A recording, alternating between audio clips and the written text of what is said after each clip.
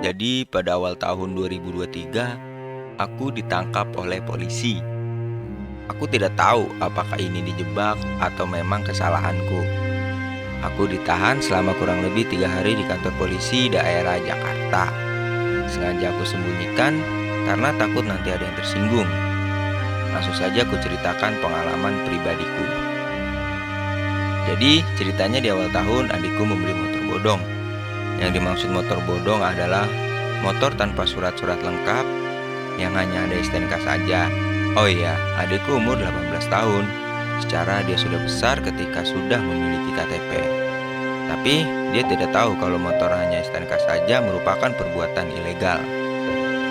Di hari pertama dia membeli motor itu, aku dan ayahku diberitahu kalau motor itu kepunyaan temannya yang sedang pulang kampung.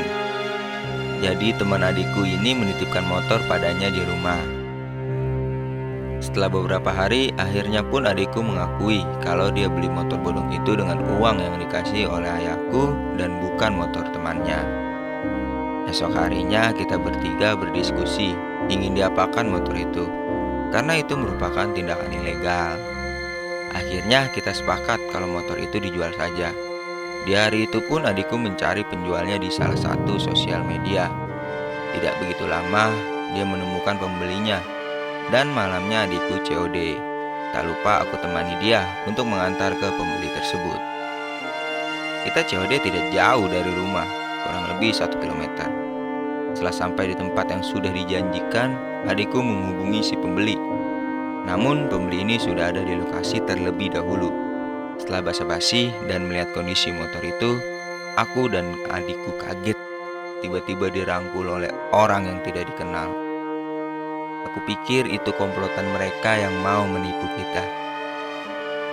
Aku berontak dan mereka menunjukkan ID card-nya bahwa mereka polisi. Di sini jelas aku panik. Aku yang tidak tahu apa-apa kok bisa dibawa dan ikutan juga. Aku berdua dimasukkan ke dalam mobil untuk dibawa ke kantor polisi. Namun polisi ini mencari target lain kembali. Aku berdua diajak mutar-mutar terlebih dahulu untuk mencari target lainnya.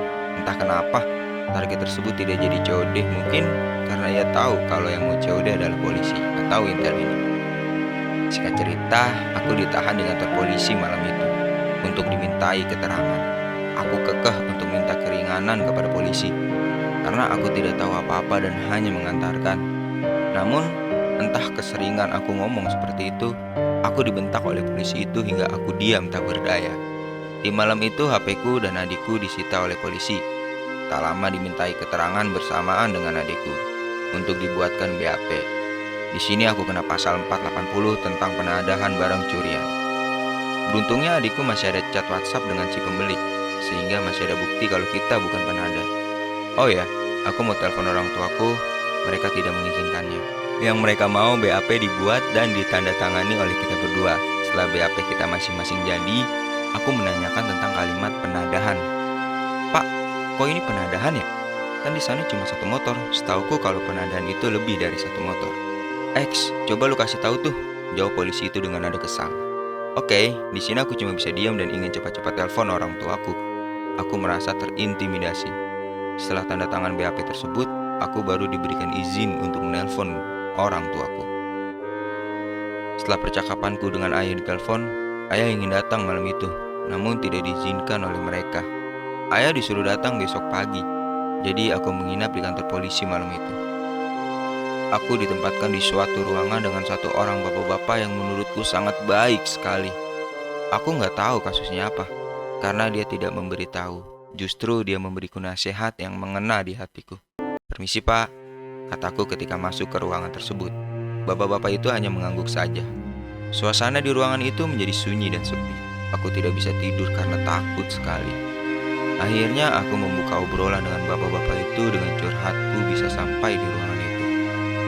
Dan sangat baiknya lagi, aku dipersilakan pinjam teleponnya untuk menelpon ayahku. Keesokan paginya, ayahku datang dan dimintai keterangan oleh polisi tersebut. Di sini ayahku meminta keringanan, justru malah ayahku dimarahi.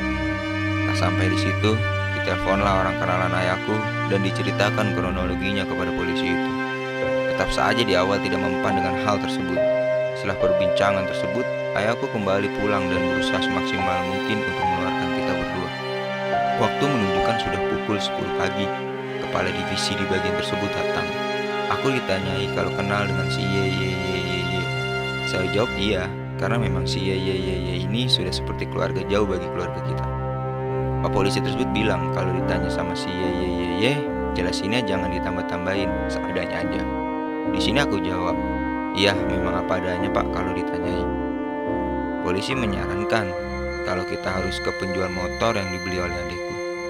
Kita berdua dikasihkan HP kembali dan disuruh menjebak penjual motor itu. Seharian aku berusaha keras untuk menjebaknya. Tidak lama penjual itu pun membalas. Pak polisi bilang kalau kita akan ke sana esok hari. Singkat cerita, keesokan harinya, yaitu hari kedua aku di kantor polisi. Tepat malamnya kita bergegas untuk ke lokasi penjual. Semua peralatan seperti pistol, gun yang besar, aku tidak tahu namanya apa itu. Setelah mengatur strategi, kita berangkat ke lokasi. Lokasinya aku tidak sebut karena takut ada yang tahu mengenai hal ini. Oke, lanjut part 2 ya. Kalau rame, oke, see you, bye.